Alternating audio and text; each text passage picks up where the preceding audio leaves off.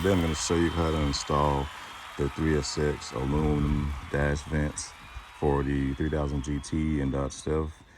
Everybody knows the story about these. The plastic vents, they get old, they get brittle from heat, and they break. And then it'll cause your dash to deform up here where the vents go.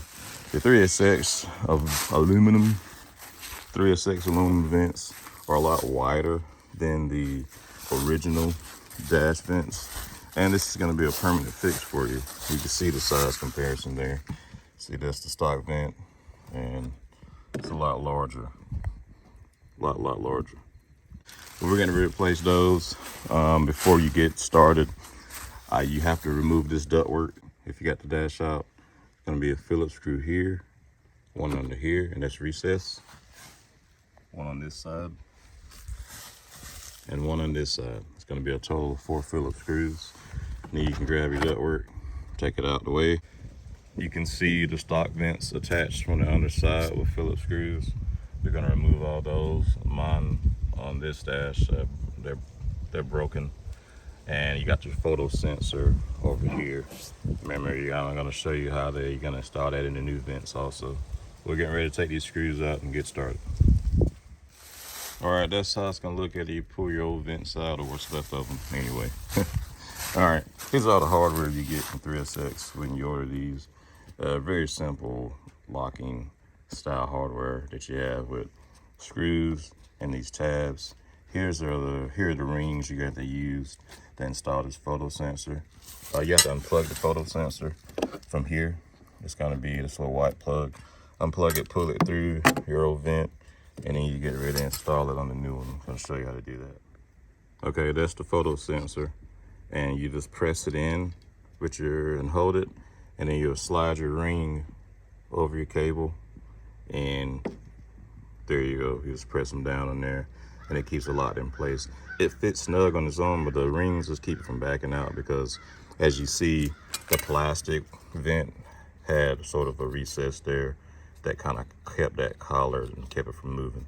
All right, that's what it's gonna look like when you got both rings on and it's nice and secure. Now we're getting ready to put this vent in on this side. This is gonna be the passenger side. Okay guys, real quick. I ran into an issue with the hardware that they give you with the vents. As you can see, there's quite a size difference. The hardware they supply you, it's M4 style screws, but they're way too short, especially if your dash is starting to bubble and starting to come apart. There's no way you can use the hardware they supply you to attach the vent to the dash. Okay, if you look at the original photos on the website, on 3SX website, those photos have pretty much the same style hardware that I'm using now. I went to Tractor Supply and I got some M4 70 by 40 millimeter. But yeah, I don't know if they realize this. I'll pass this along to 3SX. If you're watching, maybe reach out to them, but let them know that the hardware right now that they're supplying with the aluminum vents, nowhere near long enough. Rather have too much than not enough. If you have to cut it after the install, so be it, but really not long enough. These are plenty long, and I used 2 of the original manual locations under the dash. The only one I couldn't reuse was the one over here by the photo sensor. Okay, we got the driver's side dash vent done.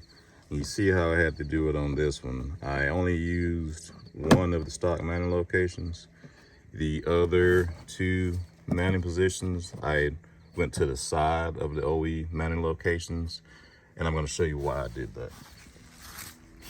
Depending on how the kind of shape your dash is in, you're going to have to kind of figure this out for yourself. This is why I didn't use the stock mounting tabs on this side. I needed to pull this vent down a little more so I could capture this bulge here and make sure that it's nice and flush. And like I say, the whole reason these vents are oversized is to capture the dash itself and clamp it down and keep it from deforming because of heat.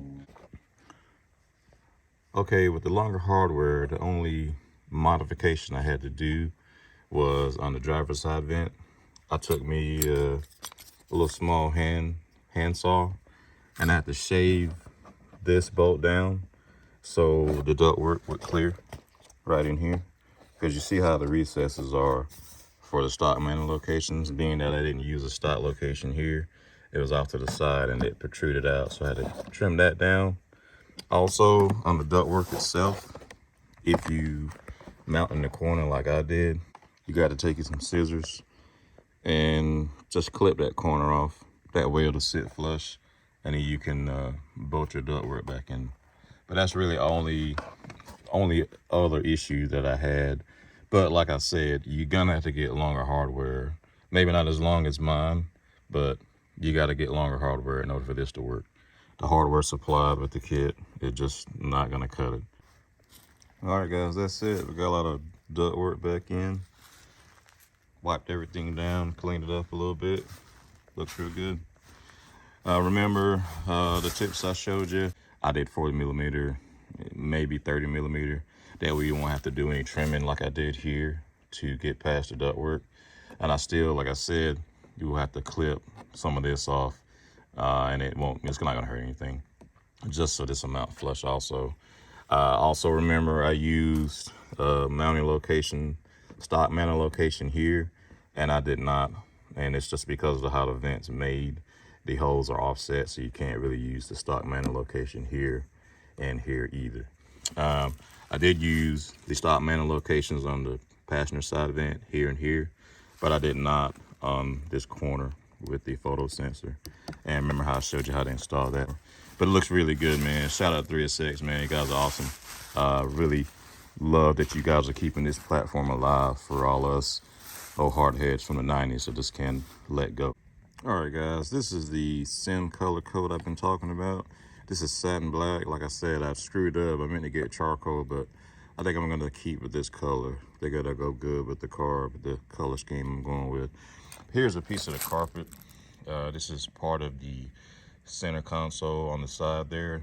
We're gonna see how it's discolored from over the years. We're gonna spray it with this, and we're gonna see how it comes out. Man, I tell you what, I think we're on to something. That looks really good. And you saw how it looked before. This, again, this is SEM color coat, flexible paint, plastic, carpet, velour, vinyl surfaces. It even comes out the can different. The atomizes a lot different when it comes out the can. So yeah, it's perfect for updating the interior, kind of doing your own upholstery. If you don't have any holes or damage, if you just want to change the color or correct the color, this stuff's the way to go. No doubt about it. Like I said, I meant to get charcoal, but the satin black looks really good, and I got another can also. Any part of the car that was cream colored, including the headliner and the A-pillars and the rear cards where the windows are, I'm going to be using this to paint those surfaces. Gonna really make the car look brand new inside. Lucid Sound gaming headset giveaway is still going on. Real easy to enter. All you gotta do is watch that video, subscribe, leave a comment, and we'll be picking a winner soon. Got more giveaways coming. I've been Magnus. Catch you in the next one. Peace. I need payload now!